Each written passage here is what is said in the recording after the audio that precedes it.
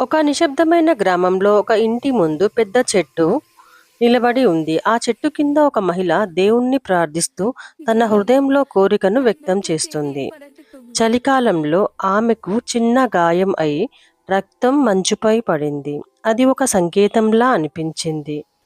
కొంతకాలానికే ఆమె గర్భవతి అయింది. ఆమె ఆశకి ఆనందంగా మారింది. ఒక అందమైన కుమారుడు జన్మించాడు. ఆ ఇల్లు ఆనందంతో నిండిపోయింది. కానీ ఆ ఆనందం ఎక్కువ కాలం నిలవలేదు. బిడ్డ పుట్టిన కొద్ది కాలానికే తల్లి మరణించింది.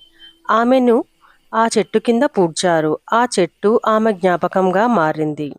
సంవత్సరాలు గడిచాయి. ఆ బాలుడు పెద్దవాడవుతున్నాడు.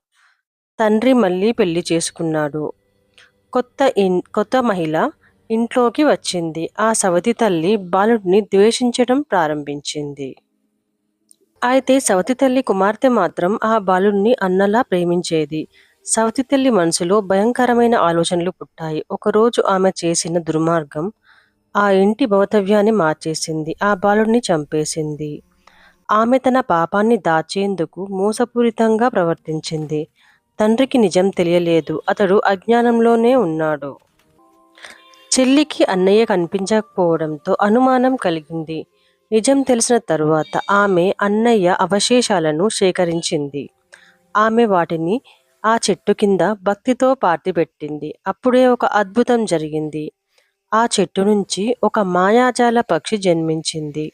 ఆ పక్షి తన పాట ద్వారా సత్యాన్ని ప్రపంచానికి తెలియజేసింది. సవితి తల్లి చేసిన పాపం బయటపడింది. ఆమెకు శిక్ష పడింది.